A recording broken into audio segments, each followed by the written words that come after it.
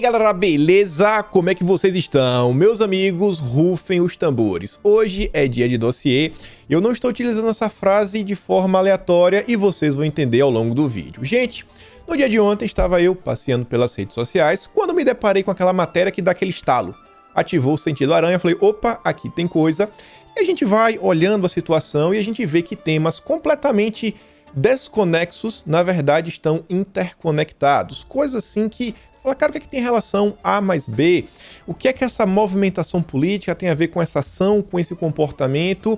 E você vê que essas coisas, inclusive, quando elas se juntam, elas repercutem nesse debate entre direita e esquerda, que obviamente impactam nas eleições de 2022. Então, tem muita coisa, não quero dar spoiler, mas posso garantir, e hoje vocês verão, e é uma prova cabal, que as ações de vocês nas redes sociais fazem efeito. Vocês são escutados. Não é inútil estar nas redes sociais defendendo o governo, defendendo seus princípios, seus valores e as coisas que vocês acreditam. Garanto, vai deixar muita gente animada e também vai ligar um certo sinal de alerta. E óbvio, não paramos por aí. Vamos falar de 2022, vamos falar da CPI, porque o Renan Calheiros aí meio que não conseguiu maioria para aprovar o relatório dele. Tá tendo uma certa divergência. Mas será que realmente tem uma divergência? O que é que está acontecendo? Tem gente que já está muito animada, eu acho que não é bem assim, a gente vai comentar sobre isso. Temos aí também a Damares está sendo perseguida. Por quê? Porque não está gastando dinheiro. Olha só, meu Deus, que crime, não gastou dinheiro. Sim, acredita se quiser. E quem está promovendo isso? O Ministério Público, que a gente vem comentando, né, de forma recorrente nos últimos dias. E ainda tem mais algumas coisinhas para falar, como por exemplo aqui Bolsonaro, demonstrando mais uma ação aí de marginais que depedraram 800 casas que seriam entregues em novembro para as populações carentes. E ainda temos algumas pautas internacionais que já estão tendo repercussão no Brasil. Eu nunca trago assim coisa internacional, porque, cara, a gente tá falando de Brasil, mas hoje essas coisas também se conectam. Hoje tem muita coisa pra gente falar e espero que dê pra falar em uma hora. Se passar um pouquinho a gente vai. Mas vejam só. Bolsonaro me posta um vídeo ontem nas redes sociais, eu não vou trazer aqui porque o vídeo tem música de fundo, então não dá pra colocar, porque direitos autorais e tudo mais. Mas eu explico pra vocês. Tava lá uma construção do governo, 800 casas iriam doar para pessoas carentes e os marginais depredaram. Vejam só, esse é o Brasil. Essa aí, né? Inclusive tem gente que está atribuindo à esquerda essa movimentação. Isso aconteceu em Santa Cruz do Capibaribe, no Pernambuco, cidade onde estive em 4 de setembro. Bolsonaro coloca o vídeo em suas redes, outras pessoas também já estão divulgando. Acho que vocês deveriam ir lá ver o vídeo como um todo, mas vocês conseguem ver, ó. Eram casas simples, casas bem populares. E quebraram teto, quebraram porta, quebraram janelas, quebraram várias coisas. Deixa eu fechar aqui como é que se diz? O Telegram, para não ficar fazendo essa zoadinha de plano de fundo ao longo do vídeo. Esqueci, mas quem sabe faz ao vivo. Fechamos. Pronto, vamos voltar para cá. Então, cadê, senhor? Voltamos aqui, foi mal. Você pode ver, ó. Pô, casa popular, gente. Quebra janela, quebra porta, quebra telhado. Tocaram fogo dentro, quebraram pias. Vasos sanitários. E teve um pessoal na internet que está atribuindo essa movimentação. Aí tem que checar, mas o Abimael Santos está falando o seguinte, ó. Veja o que o PT, o MST e o MTST fez com as casas que Bolsonaro iria entregar aos pobres de Santa Cruz do Capibaribe agora em novembro. Isso foi em Pernambuco. A única coisa que eu sei é o seguinte, independente de quem foi, eu realmente espero que o Ministério Público, que está aí tão preocupado em fazer várias coisas, em combater a corrupção, também se preocupe com isso daqui. Isso aqui é seríssimo. Isso daqui são coisas que iriam mudar a vida de pelo menos 800 famílias. 800 famílias, não são 800 pessoas. Mas o Ministério Público está meio ocupado, né? Vejam só. Damares no alvo do Ministério Público Federal. Inquérito apura baixa execução do orçamento do Ministério. Não está gastando o suficiente. O Ministério Público Federal abriu inquérito para investigar a baixa execução do orçamento de Damares. E o impacto disso nas políticas públicas. Isso daqui vai fazer muito mais sentido, cara, lá no final do vídeo. Daqui uma meia hora, uns 40 minutos, políticas públicas vai fazer mais sentido. A Secretaria de Políticas Nacionais para Mulheres, por exemplo, pagou menos da metade do valor autorizado para 2020. Meu Deus, não está se investindo em políticas públicas, políticas nacionais. Beleza. A Elisa diz, acreditem se quiser. A ministra Damares vira alvo do Ministério Público Federal por gastar pouco. Por não gastar o suficiente, virou alvo. Meu Deus, né? Faz nenhum sentido. E aí o pessoal nas redes sociais volta aí a se discutir inúmeros temas. E essa questão que envolve o Ministério Público, obviamente, né? O antagonista ia comprar briga para ficar do lado do MP. O antagonista basicamente é o blog aí do Ministério Público. Quem não conhece a relação mais do que umbilical entre o Diogo Mainardi e o Sérgio Moro, Doutor Dallagnol, Cláudio Dantas. Cara, realmente isso não é achismo, a gente não está aumentando nem nada. A gente vê nos vazamentos que tiveram aí durante toda a história da Lava Jato, as mensagens lá, né, da spoofing, da Vaza Jato, que o Verdivaldo trouxe aí para todo mundo. E eles estão lá, ó, mais de 3.200 promotores e procuradores pedem rejeição da PEC da vingança. O grupo pede a rejeição integral da proposta que aumenta o aparelhamento político do CNMP. Integral. Vai estar tudo. Vai estar tudo o quê? O que é que essa lei diz? Quantas pessoas já pararam para pegar tudo que essa lei diz desde o início até o fim? O Renato fala o seguinte: a PEC 5, a qual busca maior transparência e governança no Ministério Público, é apelidada de PEC da vingança pelo blog do Deltan Dallagnol. Porém, o Gabas nunca é mencionado nas 4 linhas do Diogo Mainardi. E ele vai falar muito do Gabas hoje também. Quero dar destaque a isso daqui? Não, isso aqui não tem nada novo. Não tem nada novo. A única coisa nova que aparece aqui, que na verdade, será que é nova? É o termo PEC da vingança. Vejam só. Você está lidando uma lei. Toda lei, normalmente ela tem um número. Você fala números, às vezes não fazem muito sentido para as pessoas. Eu acho que vocês devem conhecer, por exemplo, a PL 2630. E por que vocês conhecem a PL 2630? Porque nós estamos repetindo exaustivamente, durante os últimos 1 ano e meio, 18 meses, 15, 18 meses, PL 2630, a PL das fake news. Por que a gente conhece ela? Porque é um tema recorrente. A gente sempre está falando nesse tema. É por isso que as pessoas conhecem, é por isso que a gente já se debruçou sobre o tema. E diferente do antagonista, já trazemos até a lei, a gente analisou os artigos, também analisamos a 3144, que é a da Joyce. Essa você também lembra? Deveria lembrar. São bem importantes e eu acho assim que para a direita é algo bem salutar, né? A defesa pela liberdade da expressão. Eu não estou usando essas frases, essas palavras e criando esse pensamento à toa. Então veja, PEC da vingança é aquela típica palavra gatilho. Né? Você faz aquela expressão que dá um gatilho emocional. O PEC da vingança. Aí os políticos querem se vingar do Ministério Público. Você percebe que é um nome que é fácil de memorizar e que traz um sentimento negativo para a classe política e valoriza a proposta do Ministério Público. E eles não são bestas. E para uma coisa dessa funcionar, o que é que tem que acontecer? Tem que ser no esquema de um tambor. Rufem os tambores, ó. É o bumbo, sabe? Ritmado, ó. Todo dia, ó. Todo mundo batendo junto. Todo mundo tocando junto, igual o Olodum. Quem é da Bahia aí, pô, quem não souber o que é o Olodum, nem precisa ser baiano. Até o Michael Jackson tocou com o Olodum. E aí você vê que aparece o General Santos Cruz. A independência do MP é fundamental para o Brasil. Influência política no MP é retrocesso institucional. O MP tem que ser aperfeiçoado, despolitizado e não regredir para a influência política. O Ministério Público não pode ser politizado. A PEC da vingança é contra o Brasil. Opa! O Santos Cruz também utiliza esse termo, PEC da vingança. Então, como ele está falando, para a narrativa ela pegar corpo, ela precisa que várias e várias pessoas a reproduzam. E aí, vejam só, antes de prosseguir nesse tema, a gente vê que hoje, e a gente vai falar isso na CPI, inúmeras pessoas, elas afirmam diariamente que Bolsonaro é um gênio. É um gênio, é o cara responsável por todas as mazelas que o Brasil vive. A gente sabe que, obviamente, isso é uma mentira. Mas por que essa narrativa ela vem crescendo? Na verdade, essa narrativa, a primeira vez que ela aparece no debate público é num texto do José Dirceu, do dia 20 de abril de 2020, que saiu no blog Nocaute, que é assim, União já ou golpe virá. Eu tenho quase certeza que esse é o título do artigo. São aquelas coisas assim que são marcantes, é um divisor de águas.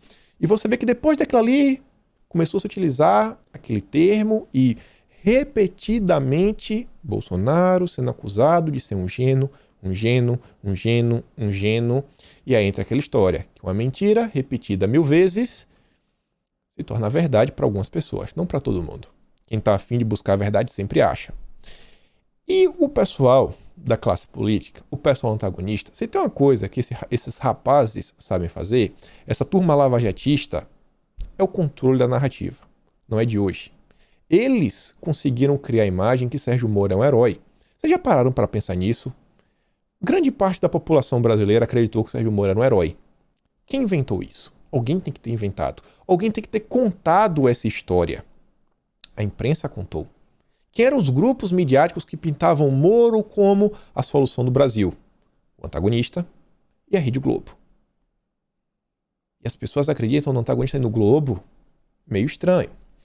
E aí você vê que, na verdade, esse termo PEC da vingança, a primeira vez que esse termo é utilizado, e eu me dei o trabalho de pesquisar, foi no dia 29 de abril. Por quem?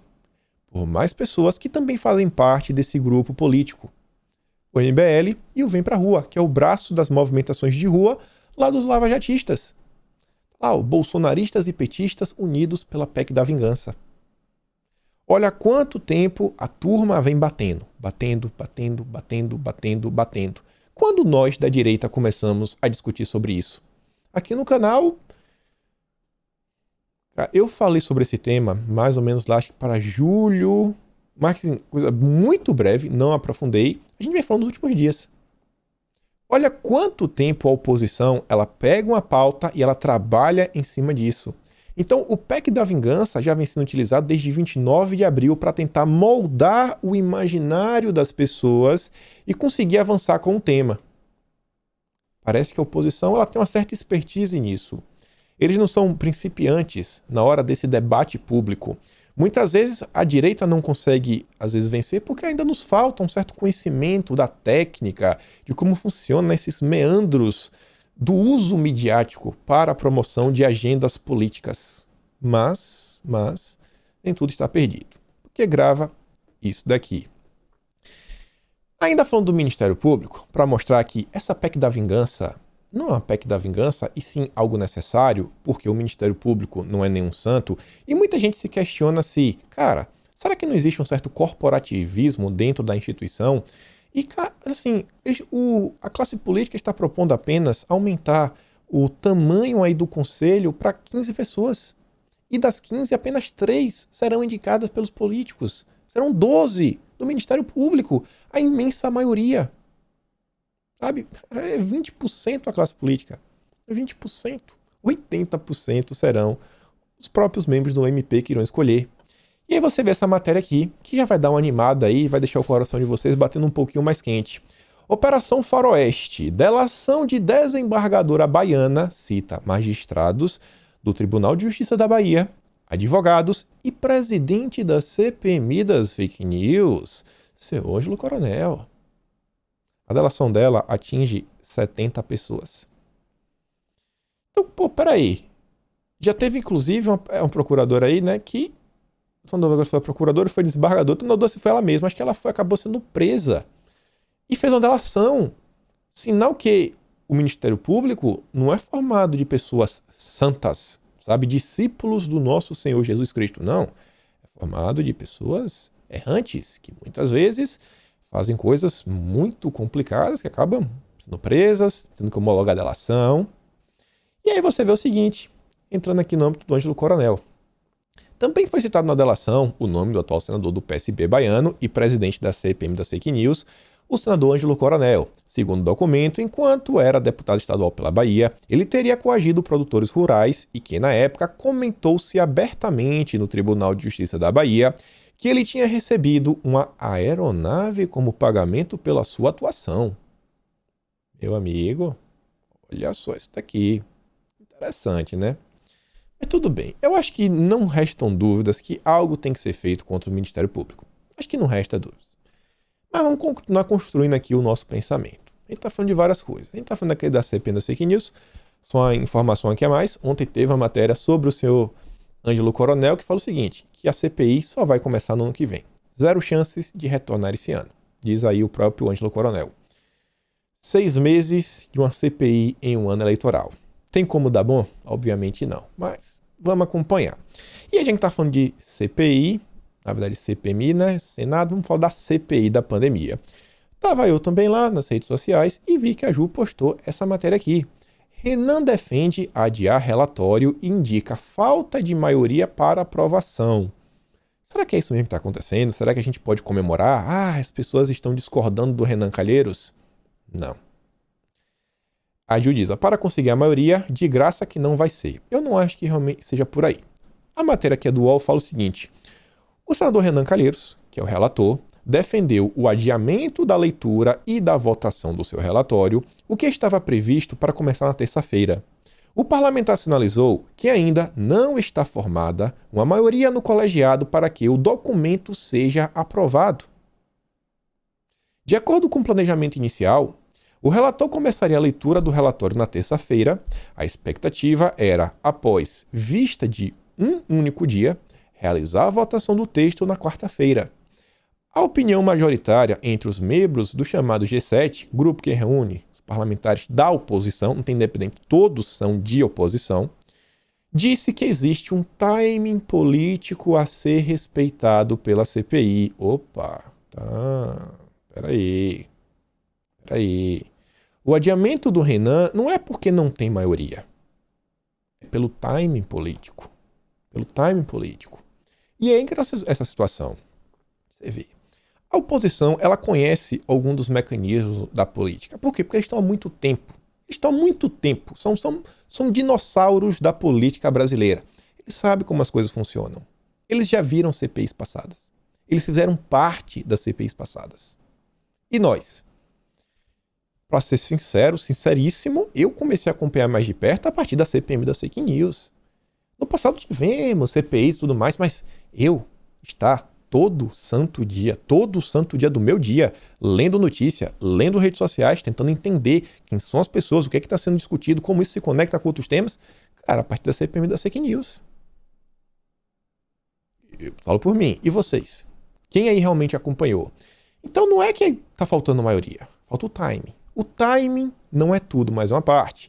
E aí tem as construções das narrativas, as movimentações, as alianças, o formato, a forma é importante. E a matéria do Globo traz mais informação que aqui agora fica mais claro o que realmente está sendo planejado pela turminha do Lula. Mal-estar com vazamento de dados adia a leitura do relatório da CPI. A divergência que houve foi menos de conteúdo e mais de forma. Alguns colegas ficaram incomodados com o vazamento de todo o conteúdo. Tinha também a questão processual. Uma vista de 24 horas poderia gerar nulidade processual do nosso relatório. O regimento do Senado ampara a vista de 24 horas, mas o Código Penal não. Quem falou isso daí? Randolfo Rodrigues. E, gente, tem duas informações aqui. A primeira, teve gente que ficou incomodada com vazamento. Por quê? Em primeiro lugar, se vazamento não foi aleatório, é aquele laboratório. Solta aqui as informações, vamos ver como é a repercussão da mídia, da sociedade, ver o que cola, ver o que não cola, e o que não cola a gente vê se a gente descarta ou se a gente tenta modificar o formato. Quer falar que Bolsonaro é um gênio, por exemplo. Então tem isso daí.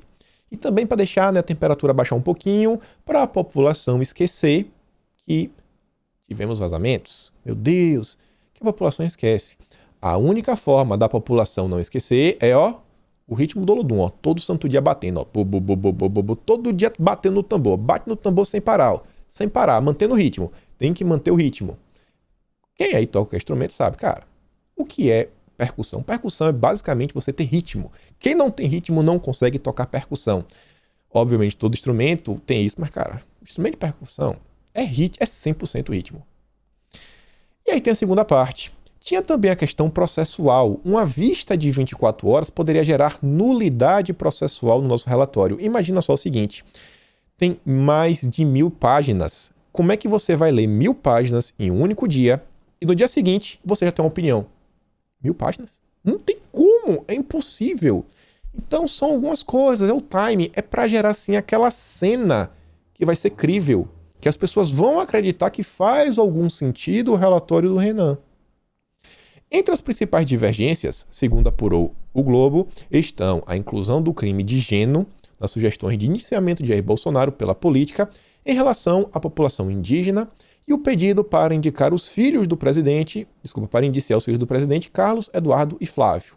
Renan quer indiciar Carlos e Eduardo por incitação ao crime pela participação na produção de fake news. E já o Flávio seria acusado de advocacia administrativa por levar o presidente da Precisa para um encontro no BNDES.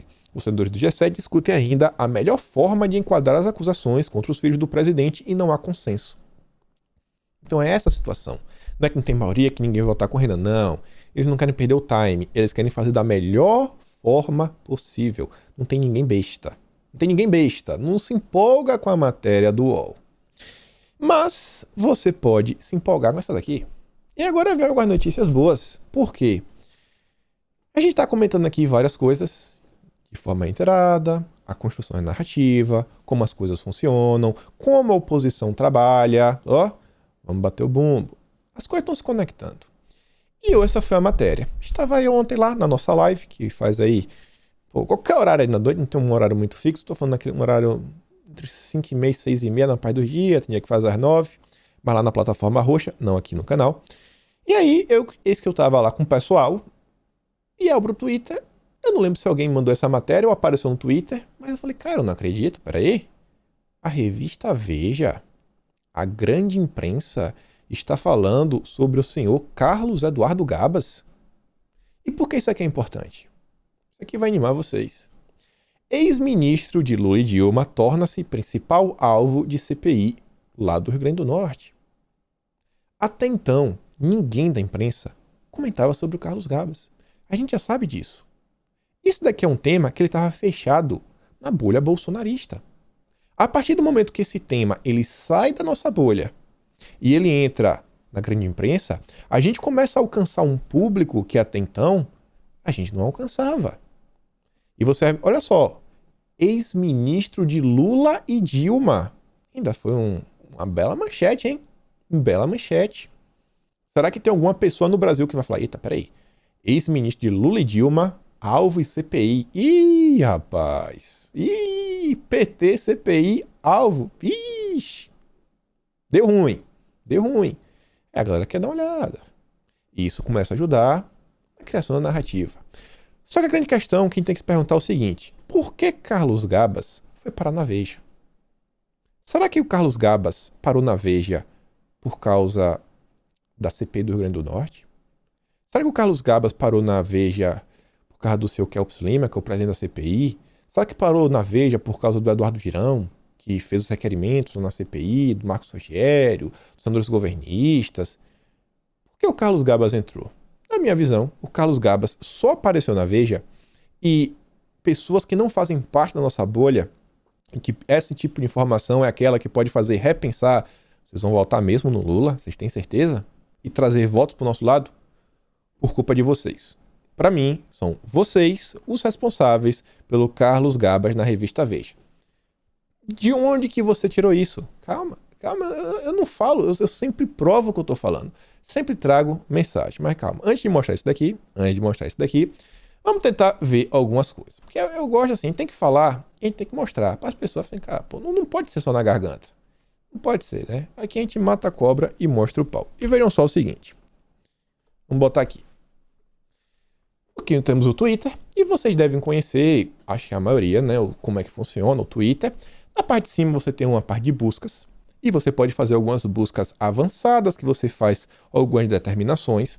E aqui eu coloquei o seguinte, ó, Carlos Gabas. Eu quero que apareça apenas postagens que tem o nome de Carlos Gabas, e eu coloquei um período que começa em 1º de maio de 2017 até o dia 19 de junho de 2020. Por que eu escolhi essa data? Calma. Você vê aqui, ó, todas as matérias são matérias assim, ó, os 9 desafios da Previdência Social, diz o Gabas, 2018.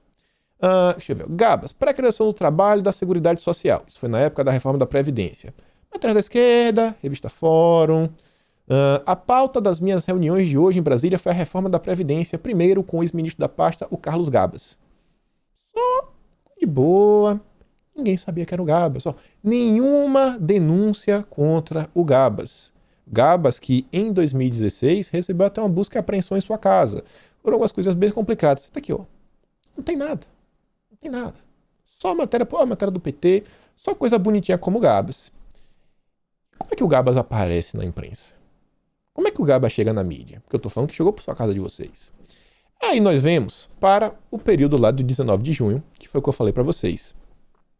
Em 19 de junho, nós tivemos a operação da polícia que acabou, sabe, com a questão que nos trouxe à tona o escândalo dos respiradores do consórcio Nordeste.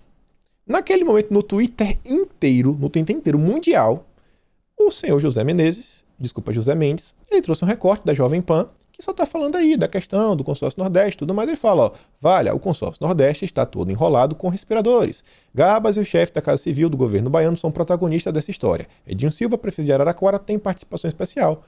Falando demais, foi a única postagem, e até o dia 7 de maio de 2021, não tem nada, é só uma matéria positiva, olha, o Carlos Gabas, blá blá blá, Bolsonaro, a diretoria da Anvisa, vão tomar decisões sobre a questão da Sputnik, aí o Gabas está tentando aí, sabe, o consórcio Nordeste, diz ter conseguido com o Instituto Gamaleya, um relatório técnico sobre a segurança, sabe, da Sputnik 5, do imunizante, Gabas entregou a comitiva que foi a Rússia. Aí falam, são coisa positiva do Gabas, mais críticas aqui a questão que envolve reforma da Previdência, economia do Brasil. Nada, nenhuma matéria criticando o Gabas, nenhuma.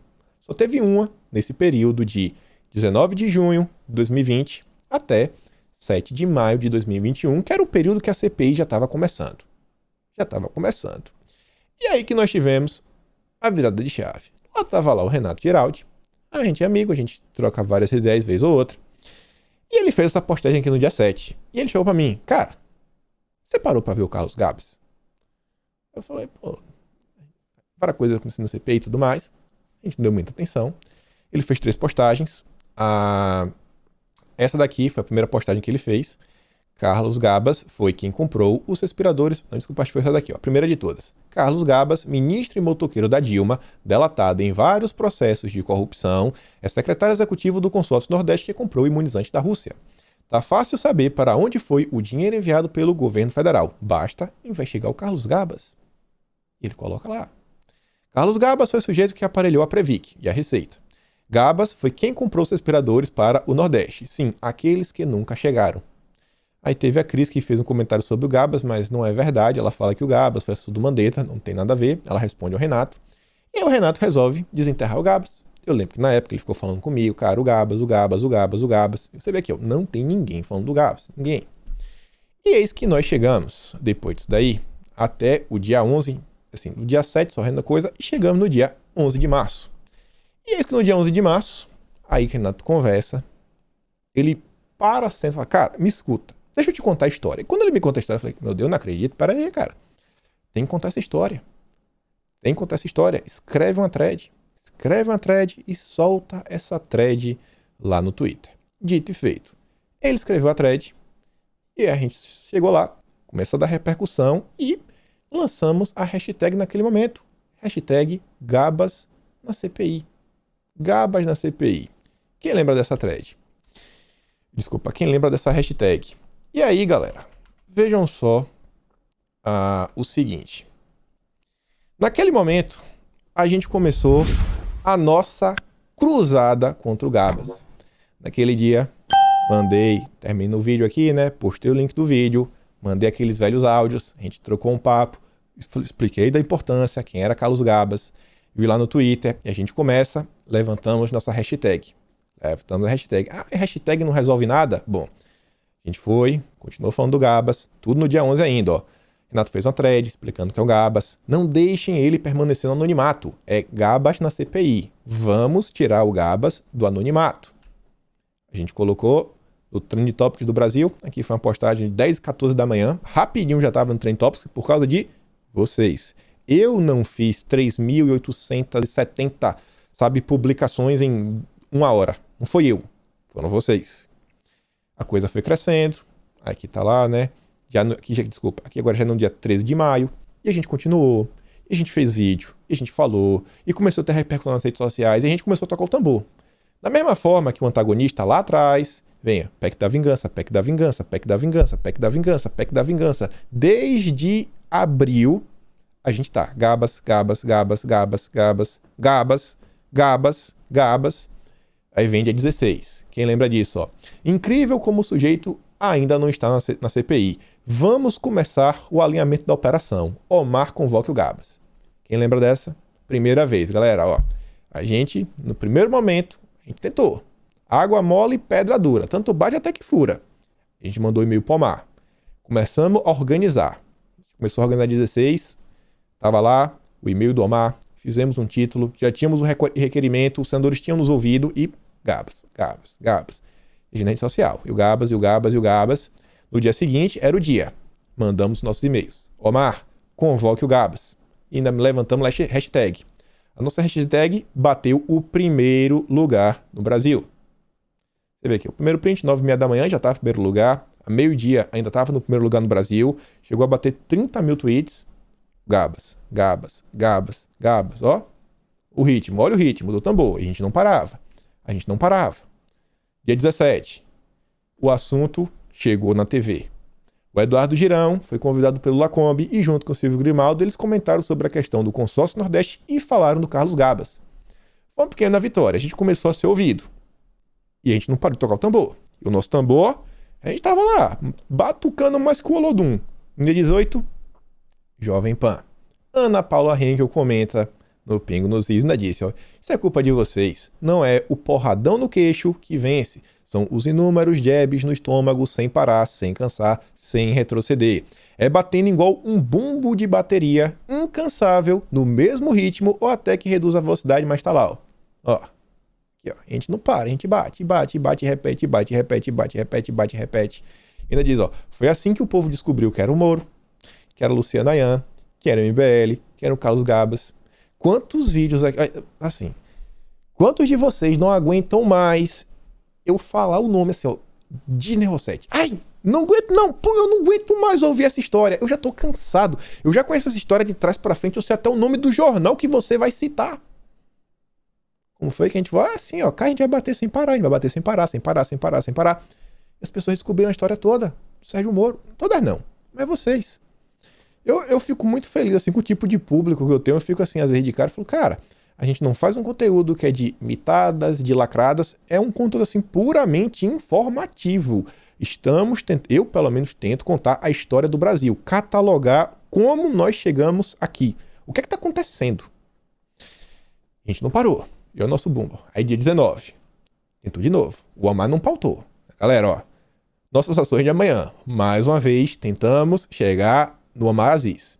Ele não nos ouviu. Miserável. Nos esqueceu. E a gente não continuou. Ficou lá, deu uma certa aquecida.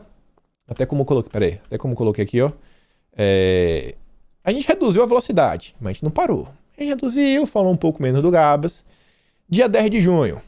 Se preparem. Amanhã o senador vai pirar. Achei o número dos responsáveis pela pandemia. O setor que lida com todos os dados. A CPI vai parar se não chamarem o Gabas. Você lembra disso? Foi aquele momento que a gente achou o e-mail da Secretaria da Pandemia. A gente tentou, na boa, falando com o Omar não quis nos ouvir. Lá fomos nós importunar a Secretaria da Pandemia. E lá a gente batendo. A partir de 9 horas, no dia 15. E a gente foi lá, tentamos. E aí, pela primeira vez em toda a CPI, a gente conseguiu que uma convocação que interessava a gente fosse pautada. Mas a gente perdeu. A gente conseguiu pelo menos ser pautada, né?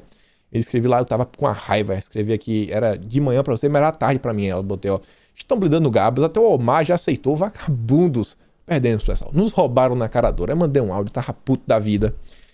Aí eu falei, pessoal, obrigado por toda a força de vocês. Estou triste pela derrota, mas conseguimos criar a convocação mais agitada de toda a CPI. E naquele momento, a gente ainda conseguiu, no dia seguinte, aparecer na Veja.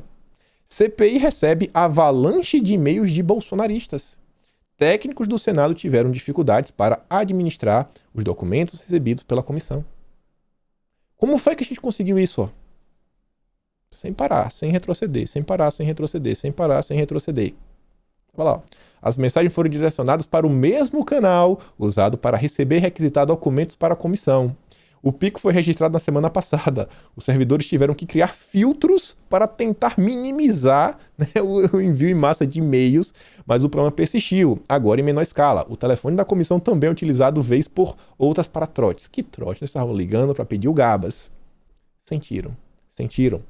As ações das redes sociais não são aleatórias. A gente só não aprendeu a usar, sabe, de forma perfeita. A gente tá aprendendo. Pô, a gente só conseguiu no Gabas? Não, não. E o melhor, a gente não conseguiu isso aqui apenas no caso do Gabas. Quem lembra da questão do Mamata Connection? Caraca, bicho, Mamata Connection. Surgiu por quem? Mais uma vez o Renato. Renato é danado, viu? Mais uma vez, quem é que vem? Foi o Renato. Mas a coisa do Mamata Connection, ela surgiu assim do nada? Ela tomou forma do nada? Não. Ela não tomou forma do nada. Aqui foi o primeiro post de todos foi esse. Comércio fechado, povo faminto, porém, há 8 milhões de reais para o Manhattan Connection. Para quem se diz o arauto da transparência, há uma imagem turva nesse contrato. Ué, o patrocinador do programa não era privado? Que dinheiro é esse, Diogo Mainardi? E aí coloca lá o contrato de 8 milhões. Mas as coisas não começaram assim, com um único post. E é isso que eu quero mostrar para vocês. Vejam só o seguinte. Peraí, essa postagem que eu quero mostrar. Peraí, cadê, meu Deus? Tá. Aqui não tá do jeito que eu queria que tivesse. Mas vai funcionar. Vai funcionar. Não tá do jeito que eu queria que tivesse. Aquela postagem do Renato, na verdade, ele compartilhou uma thread que eu havia escrito. Ele havia compartilhado uma thread que eu havia escrito, que era uma thread sobre o antagonista. E foi assim do nada. Ai, achamos esse documento, colocou? Não. Eu posso falar assim que o Renato ele já tinha achado aquilo ali, já tinha pelo menos um mês. Essa questão do Mamata Connection aconteceu no dia 4 de abril. Dia 4 de abril. Já tinha pelo menos um mês que o Renato tinha achado aquela coisa e tinha me contado. E a gente, cara, pô, não pode ser assim. A gente tem que pensar como é que a coisa vai ser. A gente tem que começar a rufar os tambores. Temos que começar a rufar os tambores. Naquele domingo de manhã, eu lembro que eu fiz uma thread, estava contando para algumas pessoas, alguns eventos que estavam acontecendo dentro do antagonista. Eu digo o seguinte, ó, bastidores do antagonista, o clima que estava ruim acaba de piorar. O grupo que estava para falir no passado se alavancou com a pauta antipetista, lavajatista, e com a chegada do Dantas, que na época havia recebido uma proposta para ser sócio do grupo. Mas tudo mudou. E eu saio contando, tudo mais. Aí, logo que eu postei isso aqui, começou a pegar engajamento, e quando uma thread pega engajamento, cara, não é normal. Então, assim, era o momento certo. Era o momento certo. Mas para isso, aqui é a postagem de Renato. Era isso aí que eu estava tentando pesquisar. Aqui, ó. Foi ele compartilhando. Só que até a gente chegar aqui foi a primeira vez que eu falei Mamata Connection. Esse foi o primeiro post, Mamata Connection. O Renato dá o compartilhamento. A gente vai, as pessoas discutem, mas não tinha ainda o nome, né, pro escândalo. Da mesma forma que o antagonista cria, né, os lavajatistas criam a PEC da vingança, por que esse escândalo tomou forma? Porque nós criamos esse nome maravilhoso, o Mamata Connection. Criamos esse nome maravilhoso, maravilhoso. E aí transformou em hashtag Mamata Connection. Bateu mais de 400 mil menções na época. Mais de 400 mil menções. 400 mil pessoas comentando sobre o tema, saiu na imprensa. Qual a repercussão disso aqui em termos práticos? O Manhattan Connection saiu da TV Cultura. O Mainardi saiu e o programa não existe mais. E o Dória foi exposto. Gente, um programa de mais de uma década saiu do ar por causa de uns malucos igual a nós, que rufando o tambor sem parar. E aí que eu quero mostrar aqui, ó. Mais uma vez lá na pesquisa do Twitter.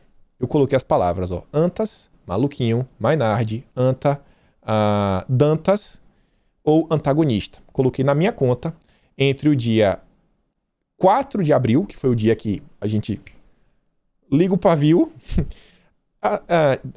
desculpa, do dia 1º de março até o dia 4 de abril, que é quando a gente liga o pavio. Nesse período, olha a quantidade de posts que vinha fazendo sobre os Antas, ó. É os Antas, no dia, ó, 7 de março, 11 de março, 17 de março. O Renato lá também falando dos Antas. 4 de março, 2 de março, 2 de março, 5 de março, 8 de março, 17 de março, 12 de março, 2 de março, 9 de março, dia 8, dia 14, dia 11. E tava lá. A gente criou aquela condição, criamos a condição, Começa a colocar o assunto e aí vem com o assunto. Mais uma vez que a gente conseguiu. Isso aqui, obviamente, também não funcionaria se não fosse por toda a ajuda de vocês.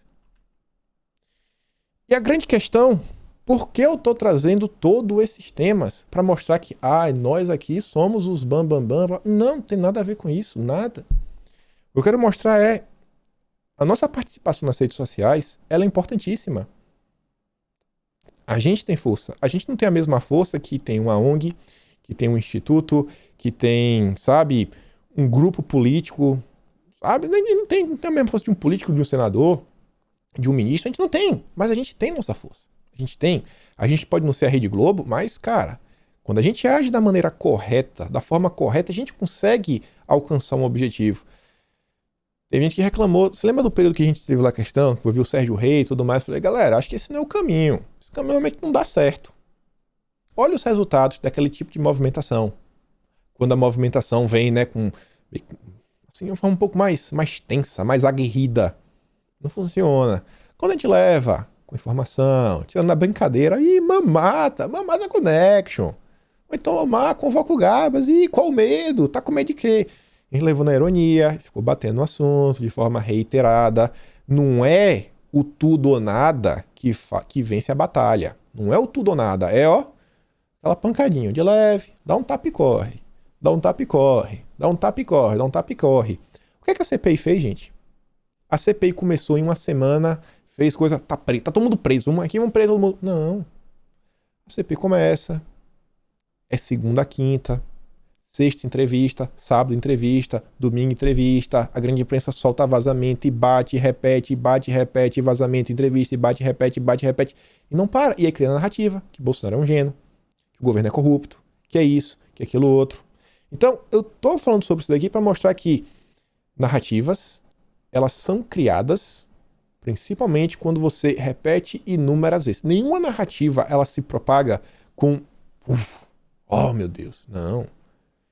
Olha o Verdivaldo, ele soltou no conta-gotas aqueles conteúdos lá da Intercept.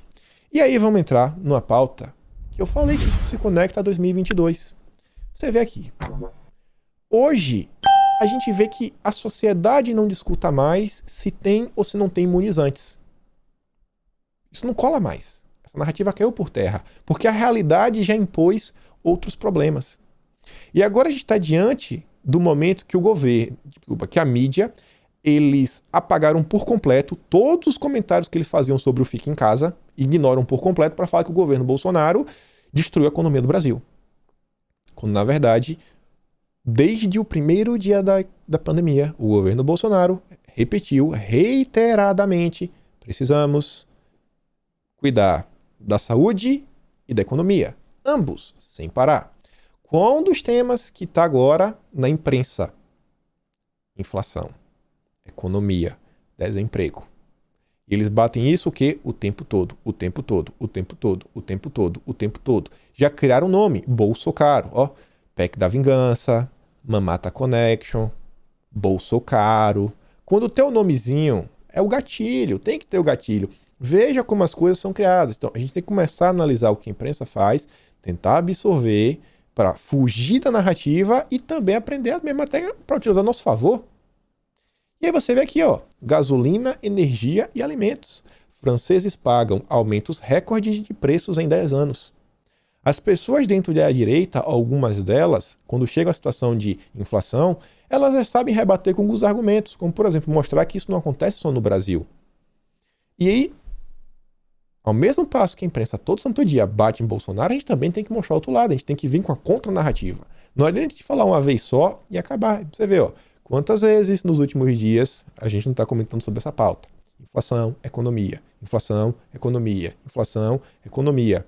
Já tá um tema certo até familiar, né? Fala, de novo isso daí, a gente já não falou esse assunto no passado. Mesmo em um país rico como a França, a população também sofre com impacto na forte alta de preços da gasolina e dos alimentos.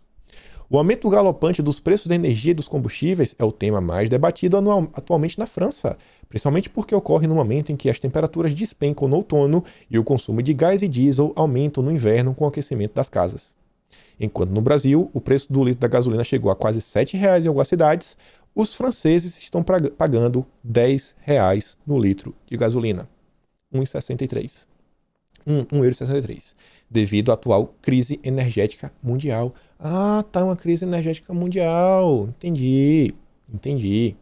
Mas o que é que a imprensa faz na maior parte do tempo? Eles não postam esse tipo de conteúdo, eles só postam que Bolsonaro é um grande vilão, porque para colocar isso aqui numa espiral do silêncio e eles virem igual um tambor, ó, sem parar, sem retroceder. Bolsonaro, gasolina 7, Bolsonaro, sem feijão, Bolsonaro, e repete exaustivamente. Aqui na Austrália, essa semana, a gasolina teve um aumento maior valor em 6 anos aqui no país. $1,84, que na conversão dá R$ 7,36. Meu amigo, tá começando a ficar caro demais. E aí, olha essa matéria. É uma coisa internacional que também se liga ao Brasil. Renato colocou lá, né? Dr. Matthew Mavak. Abracem vocês mesmos para a próxima fase do grande R. O pandemônio assoma para o mundo à medida que a escassez de tudo encontra um inverno escuro graças ao colapso das cadeias de abastecimento globais. Isso aqui. Uma crise global da cadeia de suprimentos está se formando, levando a uma escassez de todo o espectro de itens essenciais. O resultado é a centralização em massa, onde as políticas são ditadas e sincronizadas pelos aristocratas do novo normal. Os próximos anos serão marcados por extrema turbulência socioeconômica. O mundo está enfrentando uma escassez de tudo, onde os bens essenciais estão ficando mais difíceis, mais distantes e mais demorados de encontrar. E essas carências afetam toda a gama da estrutura da pirâmide social. Se o problema não for um bloqueio, é escassez de matéria-prima. Se os portos estiverem prontos para descarregar matéria-prima e os produtos acabados, os caminhoneiros não estão disponíveis para buscá-los. Se houver caminhoneiros disponíveis, os portos não podem processar fretes. Alternativamente, o problema pode ser uma falta aguda de energia ou combustível. Mostrando, cara, se isso aqui tá bom, isso aqui tá ruim. Se isso aqui tá ruim, isso aqui tá bom. E é um problema generalizado que está impactando todo o planeta com diversas coisas. As restrições, da pandemia em todo o mundo também levaram à escassez de mão de obra essencial, variando de coletores de lixos a pilotos. Sob a hierarquia piramidal do novo normal, apenas a pedra angular, que representa os 0,1% do topo, é próspera. E aí, vejam só. O colapso da magnitude do Evergrande, não vou entrar sobre isso, mas envolve uma empresa do mercado imobiliário lá dos comunistas que quebrou, dando uma moratória, bilionária, sabe? Requer uma resposta de sistemas inteiros bem executada. No entanto, os comunistas estão enfrentando interrupções de energia altamente perturbadoras devido à falta de previsão e uma crise global do carvão. As recentes inundações na província de Shanxi, rica em carvão, provavelmente agravarão ainda mais as coisas. Uma crise energética global já está se espalhando do Brasil para a Índia. Como a Alemanha pode aprender em breve, com grandes custos para suas indústrias e sociedade, tornar-se verde sem manter uma infraestrutura robusta de combustível fóssil é simplesmente míope. Quero dar destaque a esse parágrafo. Vários países lá da Europa e tudo mais estão falando, não, precisamos ser verde, zero emissões e tudo mais. E aí, acabaram com tudo. Agora, nesse momento, eles estão se vendo, cara, não está dando conta. E agora? Vai resolver como? A Rússia fechou a torneirinha do gás. Te vira aí, irmão. Os preços escalonando a níveis absurdos. E isso daí vai ter impacto no Brasil.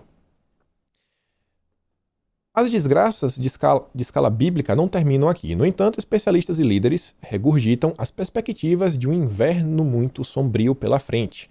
A solução previsível é a imunização em massa e doses de reforço. Agora, isso deve resolver nossa crise global de carvão, inundações em massa, fome crescente, bolhas imobiliárias, furtos em lojas e até mudanças climáticas.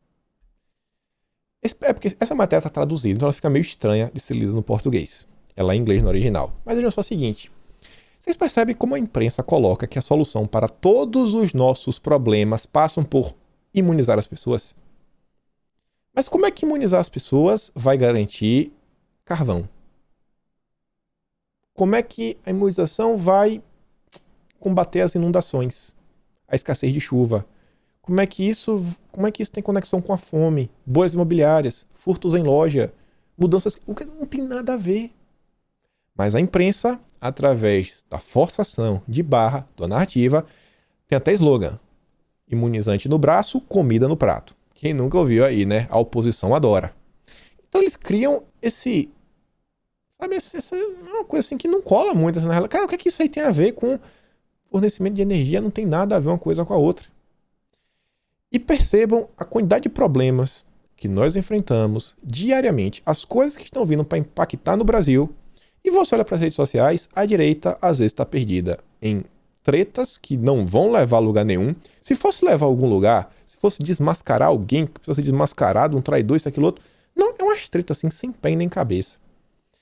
Sabe, é uma grande parte das pessoas, você vê, o interesse muitas vezes é que não, tá interessado nas mitadas, nas lacradas, botou pra lá, eita, humilhou. Cara, olha os problemas que estão acontecendo. A gente tem que se preocupar mais com esse combate das narrativas. Até Bolsonaro já falou, cara, o povo precisa saber, sabe? Assim, a população precisa saber assim, o que está acontecendo no Brasil. Muitas pessoas não sabem, não acreditam. Por quê? Porque muitas vezes a gente não consegue comunicar para fora da bolha. Quer ver uma coisa que saiu da bolha? Aquele vídeo de ontem do cara rasgando a revista. As pessoas ainda estão achando, nossa, sensacional, blá, blá, blá. Tem gente reclamando, aí você não sabe se ele não doa, porque você está reclamando que ele deu R$60. Gente, aquele vídeo, hoje, ele já bateu 2 milhões de visualizações, onde as pessoas fora da nossa bolha, que eu acho que são necessárias a gente trazer para a gente reduzir a quantidade de deputados, parlamentares, votos que a esquerda recebe, estão rindo, estão ridicularizando a direita. Ai, é um grande gesto de patriotismo. Meu Deus, assim, olha o resultado prático. Ah, mas esse vídeo foi bater na Austrália. Cara, esse vídeo tá rodando no Brasil, com a oposição rindo na nossa cara. Rindo na nossa cara. Tá rindo na nossa cara. O que é que, sabe? Olha o que tá acontecendo, olha os problemas que a gente tá passando, olha com quem a gente tá preocupado, com a capa da Isto É. Só fez dar repercussão, virou motivo de piada. E aí você vê, olha só que coisa interessante. A matéria ali está falando essa questão da indústria verde. E também fala que, no final dos dias, aquele 0,1% tá de boa. E eu tenho para mim que é o 0,1% do globo que compra BMWs. E vejam só, BMW está pronta para a proibição de carros movidos a combustíveis fósseis. Quem compra isso daqui é quem tem dinheiro. Tanto faz. A gente vai continuar vendendo. Quem tem o cacau vai continuar comprando. Quem tem cacau tem. Quem não tem, chora. Chora. Quem não tem, chora. A União Europeia proibiu a comercialização de veículos híbridos e movidos a combustíveis fósseis a partir de 2035. O 0,1% tá de boa. Você acha que isso aqui não vai impactar no Brasil? Ó, vai ser uma cadeia gigante que vai ser impactada sobre diversas áreas. Aí você vê, ó, como começa. O século XXI, verde. Como estamos agora, crise de energia. Aí The Economist. Uma revista que é conhecida aí por propagação de narrativas a níveis internacionais. Aí você vê, ter filhos é um grande ato de destruição do clima. Ter filhos é o maior ato para a destruição climática. Vocês lembram que a gente comentou recentemente que daqui a alguns dias vídeos negacionistas da questão do clima serão meio que monetizados e depois de um tempo com certeza serão proibidos? A priori é só porque é o clima, é só por questão das florestas. Olha o tipo de pauta que está pegando carona. Nenhuma narrativa é criada de forma aleatória para essa gente. Já veio até para o Brasil. Por ansiedade climática, os jovens estão optando por não ter filhos. Sob o impacto dos riscos do aquecimento global, uma nova mentalidade se impôs. Para as novas gerações, o futuro passou a ser um ponto de interrogação. Olha as narrativas, olha como a imprensa trabalha a nível internacional. Olha como todos esses assuntos começam a se conectar. E por quê? Por quê? Vejam só o seguinte. Dos mesmíssimos criadores do Consórcio Nordeste. Hoje vai passar de 1 hora. Entre os parafusos que faltam ser apertados na construção do consórcio Brasil Verde, união de governadores para tentar compensar a falta de norte da política ambiental de Jair Bolsonaro, está a definição, né, de contribuição anual e tudo mais. Pronto. Basicamente, os mesmos criadores do Consórcio Nordeste querem criar agora um Brasil Verde. Vai ser basicamente uma comissão, que essa comissão, ela, como é que eu posso falar, né? Essa comissão, como é que eu posso falar isso aqui? Gente, o que é que essa comissão aqui vai fazer? Políticas públicas. O que a Damares estava falando lá atrás, políticas públicas. Políticas públicas. Gente, isso aqui vai criar regras. Regras, verde. Olha só, toda essa pauta verde vindo para cá. Para criar regras. Regras que só causam dificuldade. Isso daqui é mais um órgão de compliance. Que a gente sempre fala da questão do ESG. ESG chega ao mercado imobiliário e pode amenizar impactos socioambientais do setor. Na ânsia de defender várias pautas, eles vêm reforçando a narrativa diariamente, colocando regrinhas aqui, regras acolá, não pode falar isso, não pode falar isso, aquilo, blá blá blá, e só sobra no lombo do peão. O Luiz diz, e temos a chegada de mais um tentáculo do ESG na construção civil, através da busca pela eficiência energética da obra, o consumo de água e a redução de energia incorporada aos materiais. A certificação vai encarecer cada vez mais os empreendimentos. Isso daqui está de mãos dadas. Brasil Verde, nós vamos fazer as regras. A gente cria as regras. Quando você cria as regras, quem é que lida com as regras no mundo executivo? Os advogados. Os advogados são as pessoas que sabem as regras, né? Evitar os problemas judiciais e tudo mais, e as pessoas que também trabalham aí com a parte de como é que eu posso falar? Não é só de auditoria, não. Não é prestação de serviço. Putz. Mas enfim, aquelas pessoas que prestam consultoria. Consultores que sabem como é que funciona isso, um programa de gerenciamento de recursos sólidos, não, vou adequar aqui tua empresa aos padrões da ISO 9001 e tudo mais. Eles criam um mercado de regras para filtrar quem pode brincar e quem não pode brincar. E eles controlam o mercado assim, controlam quem pode brincar e quem não pode. Sabe quem é um dos maiores especialistas disso? O Carlos Gabas. O que esse cara fez na época da Previ, que o cara moldou o mercado financeiro. Na verdade, o mercado financeiro não. Mas como os fundos de pensão funcionam hoje no Brasil. E acho que você deve saber que tem um tal de escândalo da Postales, que tem até, né, estão citando em determinado momento lá o Renan Calheiros. Postales. Todas as peças vão se conectando. Mas eu falei que tudo se conecta também em 2022. Por quê? Bolsonaro, olha só, é um tema que... Veja como a gente vem falando de narrativa de forma recorrente nos últimos dias. Eu gosto de tocar o bumbo, eu gosto de bater o bumbo. Eu falei recentemente o quê? Votar em Bolsonaro, falei no vídeo ontem. A gente sabe o que Bolsonaro representa. Bolsonaro tem uma meta-narrativa que ele carrega com ele, os princípios, os valores que ele representa enquanto presidente da República. Família, Deus, liberdade, sabe? O direito da defesa, pode defender. Defender a vida desde a concepção. E a gente sabe que tem pessoas que estão com o Bolsonaro. E o que é que a oposição faz? A Xuxa ontem fez um vídeo internacional criticando o agronegócio brasileiro. Falando do tratamento, né, que os animais estão recebendo e tudo mais. Não se sabe nem se o vídeo é no Brasil. Cara, como é que faz isso? Como é que faz isso com o nosso agronegócio? Mas é o quê? Porque é um dos setores que apoiam o governo. Através da narrativa internacional, bate. Vamos puxar isso aqui para o mundo jovem. Tem 2 imagens. Eu realmente acho que você deveria conhecer as 2 imagens. Eu realmente acredito. Do lado esquerdo, o Squid Game. Um negócio aí que pegou, né, hypado, série da Netflix, o Round 6. Pessoas literalmente perdendo vidas.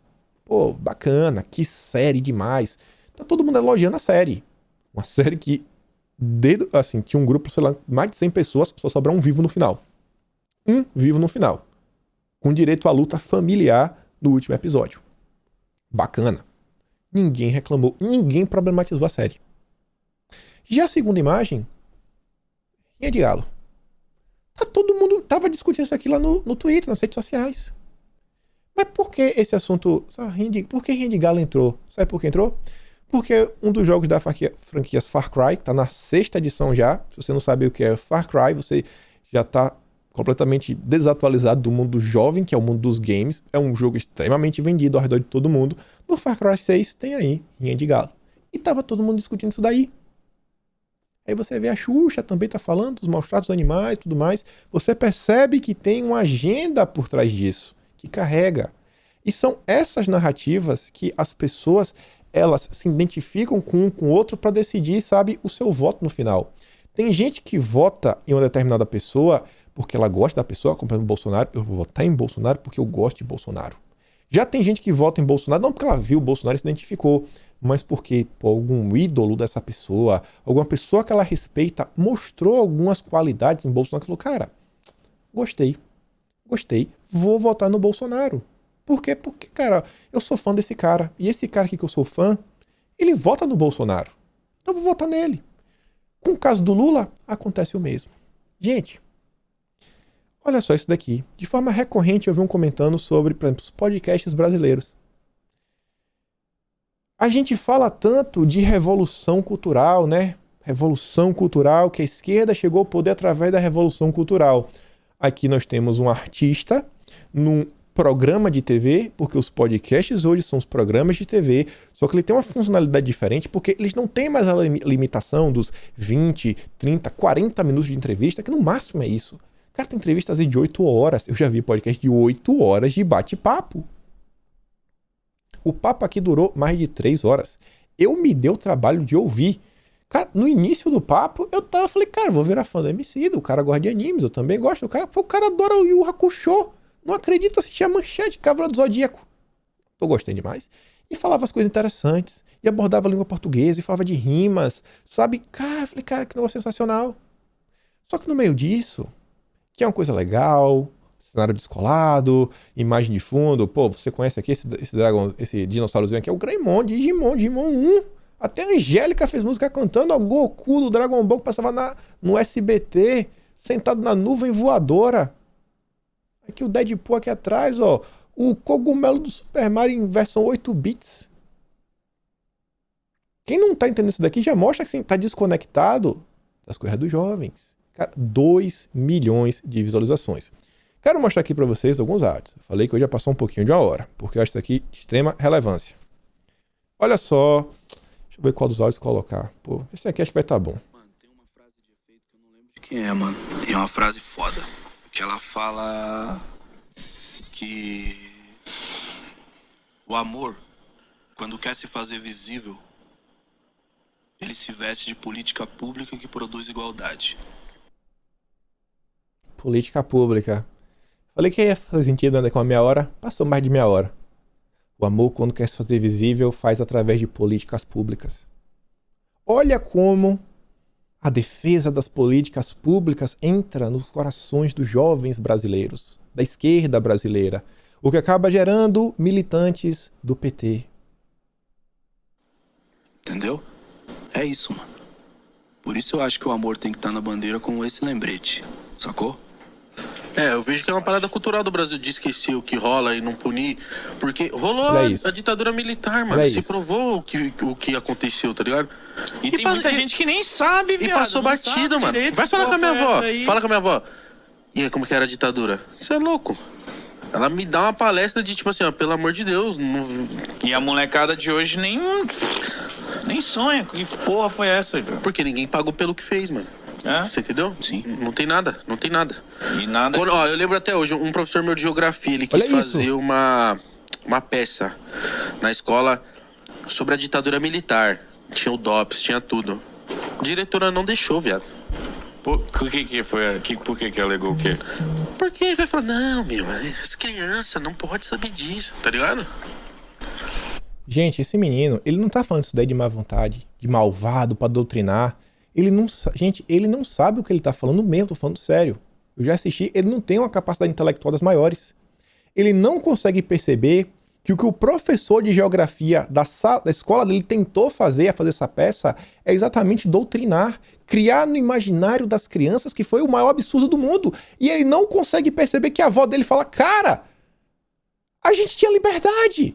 Era seguro. A economia rodava. E ele não consegue perceber isso.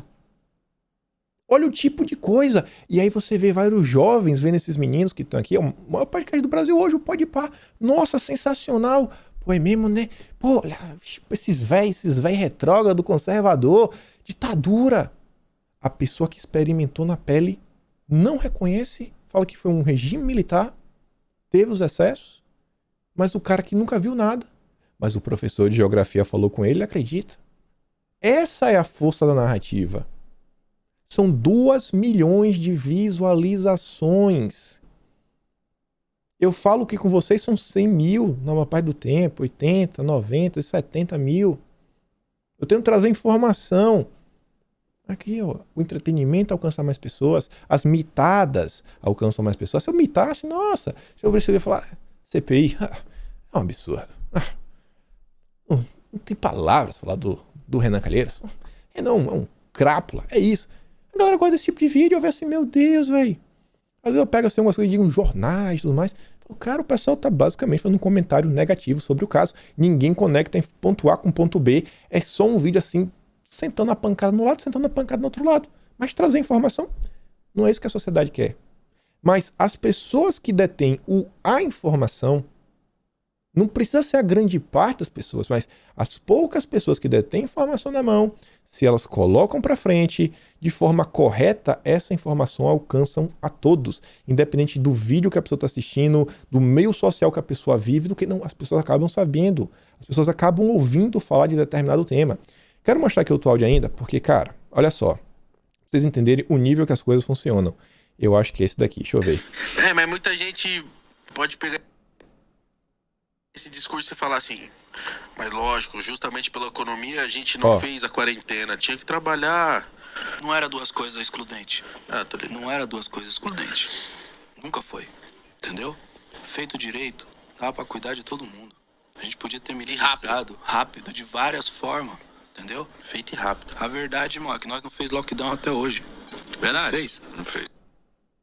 Não fez. Os caras estão reescrevendo a história. Até hoje o Brasil não fechou. Imagina todas as pessoas que perderam os empregos. Não, a gente não fez até hoje. Pessoas perderam o emprego e eles estão, torcendo a história. Quer ver outra coisa extremamente absurda? Olha isso aqui. Mano, tinha uns caras doidão, mano, no ano passado. Uns caras davam umas ideias bem loucas, assim, uns mano mais radical. Falavam assim, a economia tá quebrando. Os caras, mano, deixa quebrar. Os caras falaram, tem que construir outra. Tem uns caras que estavam dando essas ideias. Os mano mais pra frente mesmo nas ideias. E, mano, é uma coisa que você precisa analisar, porque é o seguinte, parça, vamos lá. O pleno funcionamento do Brasil derrubou a casa que eu morava com a minha família há 20 anos atrás. A economia funcionando, o pleno funcionamento do Brasil destruiu minha casa. E ele conta a história lá que aconteceu, que desapropriaram a terra lá dele, da mãe, de todo o pessoal do bairro e tudo mais. E ele chega no final, quando o pessoal fala que tem que acabar a economia, tem que parar para ouvir. O que é que a esquerda está fazendo hoje? O que é que o Pacheco fez recentemente? Destruiu a mini reforma trabalhista, que é dar 3 milhões de emprego para os jovens. Gente, o que ele está falando aqui, em poucas palavras, pode parecer besteira, isso daqui é dialética do negativo. Dialética negativa. O professor Olavo de Carvalho tem uma palestra sobre isso. Cara, isso aqui é a coisa mais perversa que existe dentro da esquerda. Isso daqui, inclusive, é discutido até mesmo numa questão espiritual. Enquanto, assim, você vê que o lado mal, tem religiões aí, tem religiões ou filosofias seitas que basicamente pregam que a evolução humana é conseguida através da quebra e destruição de dogmas e de tabus e tudo mais. E cada vez que você quebra você transcende, sabe, o grau anterior que você quebrou um preconceito dentro de você. Cara, e o cara fala assim, não, a economia tem que quebrar tudo. E dentro da dialética negativa, de poucas palavras, seria interessante vocês verem uma palestra inteira do Olavo, não é uma coisa simples de explicar, mas basicamente é o seguinte, eles pregam que a resposta vem através da destruição. Você não precisa preocupar assim, tá, a gente vai destruir a economia e vai colocar o que no lugar? Não precisa se preocupar com isso. Durante o processo de destruição, vai aparecer a solução para a economia brasileira. E o cara tá pregando dialética negativa pro jovem. E ninguém percebe. O Emicida tá falando isso daí? Revolução cultural. A gente fala isso dioturnamente. Dioturnamente. E pra fechar com chave de ouro e a gente fechar o vídeo, e aí, olha só. Mano, parece que realmente é uma realidade paralela. A menina da Globo falando, e o Brasil, não sei o que, papapá, e o nosso presidente Lula, Barack Obama trombou ele com um sorriso no rosto, e o presidente Lula que teve o prazer de sentar do lado da Elizabeth, e tipo, as frases do Lula e tudo quanto é lugar, e o Brasil foda pra caralho, o dólar. E parece que esse bagulho sabe qual que é a brisa, nunca existiu. Mano? Porque os caras lá fora, eles olham pro Brasil como uma esperança. Parece que a gente vive hoje num mundo paralelo, porque no passado o Brasil era respeitado. O Lula era elogiado pelo Obama, extrema esquerda, pela imprensa, extrema esquerda. E isso, gente, alcança 2 milhões de jovens. Só pra fechar o vídeo, vou terminar aqui, ó. Ontem eu tava na live lá na plataforma roxa e chegou um cara que ele falava que ele apoiava Bolsonaro em 2013 e Bolsonaro traiu as pautas. Aí eu falei, traiu o quê, irmão? Ele falou, pesquisa aí pelas 12 traições. Ele tava na live, pegou. Aí eu falei, beleza. Ele falou que era esse post aqui. É uma postagem de 26 de abril de 2020, do Vem Pra Rua. Tem 12 itens. Desses 12 itens, eu só não consegui responder pra ele ao vivo o item 4, mudanças no CARF, porque eu não sei o que é o CARF. E aí eu te pergunto, quantos desses itens você consegue responder? Quantos desses itens você tem a resposta? E eu espero que a gente tenha chegado aqui, no final do vídeo, e você tenha entendido o seguinte: 2022 está vindo, tem muita confusão, tem muita reclamação, a esquerda não para, a oposição não para, as narrativas continuam sendo criadas, continuam sendo impostas, a gente tem problemas internacionais que irão impactar o Brasil nos próximos momentos, que sim, nós temos força desde que nós hajamos de forma assim, pensada, não na maluquice, sem gritaria. Não é o soco no queixo que vai vencer a batalha. E quando a hora chegar e o debate começar, não vai ser gritando Bolsonaro 2022, sabe? E o PT vai ser pior, que a gente vai conseguir modificar a mentalidade das pessoas. A gente tem que parar de ficar olhando apenas para a bolha bolsonarista, começar a parar de olhar as coisas apenas pela nossa ótica e olhar o Brasil de uma forma um pouco mais ampla. Tentar sair um pouco mais das mitadas e lacradas e olhar, cara, olha de forma mais ampla, olha as informações, olha como as coisas se conectam, olha como funciona o debate, olha como a esquerda opera, olha como as pessoas normalmente são convencidas de um determinado tema. Será que nós estamos seguindo por esse caminho? Enfim, por hoje é isso, ainda tinha mais coisa, mas a gente comenta, né? Lembra daquela curtida e compartilhada? Hoje passou por 1h12, não é normal, mas peço desculpa. E é isso. Aquele grande beijo, abraço, tamo juntos e valeu, meus amigos. Fui.